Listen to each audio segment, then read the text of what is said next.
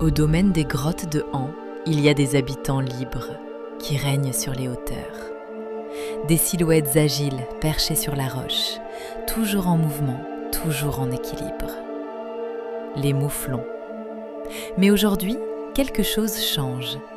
Aujourd'hui, l'équipe va faire ce qu'on ne voit jamais. Les observer de près, les peser, les soigner. Un rendez-vous entre l'homme et l'animal, invisible pour les visiteurs. Et pourtant, c'est ici, loin des sentiers, que se joue leur équilibre.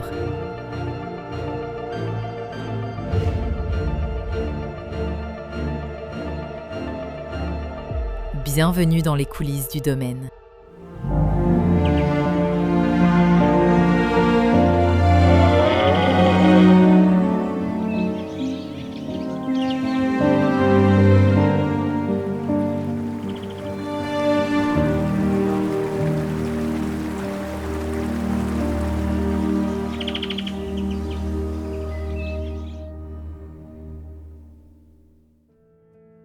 Il y a certains individus qui présentent des onglons un petit peu longs, donc on va procéder au parage aussi des onglons sur ces individus-là. Et comme toujours, sur toute intervention avec anesthésie des animaux, on en profite pour faire un prélèvement sanguin pour alimenter la base de données. Voilà. Et puis pour la journée, ça va déjà être pas mal parce qu'il y a quand même pas mal de mouflons à gérer ce matin. Voilà.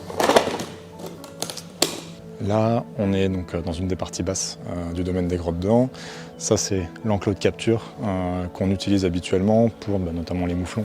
Quand on a besoin de récupérer une partie du groupe, on essaie d'en récupérer le maximum pour pouvoir mettre à profit notre temps et pouvoir réaliser toute la prophylaxie qui est nécessaire, notamment là, ici, aujourd'hui, dans le contexte, la réalisation des injections vaccinales et le parage des pieds.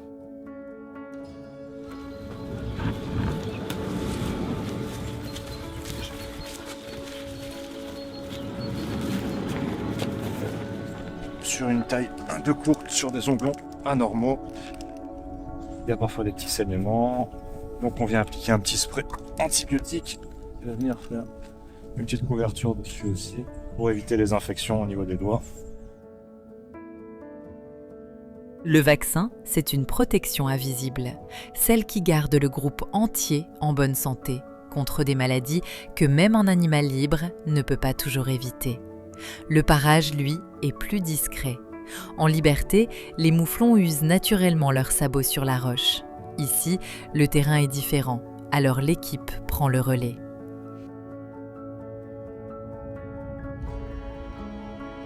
Derrière chaque vaccin, chaque sabot taillé, une seule idée, qu'ils repartent en pleine forme.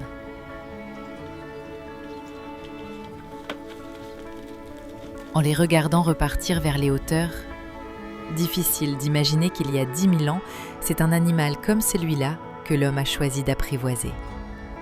De ce mouflon descendent tous les moutons du monde. Mais lui est resté libre.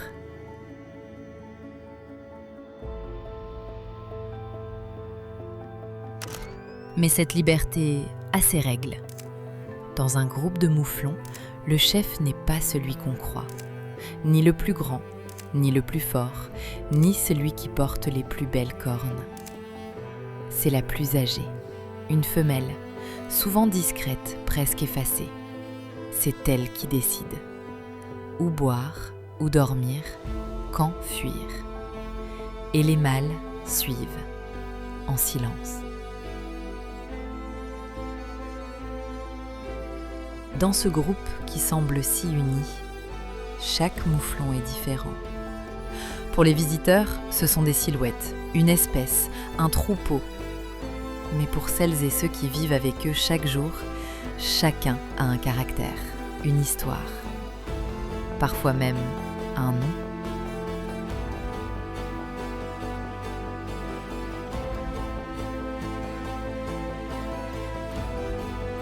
Si ce voyage t'a touché, un simple pouce bleu nous porte plus loin que tu ne le crois. Et en commentaire, glisse-nous le nom de l'animal que tu voudrais rencontrer la prochaine fois.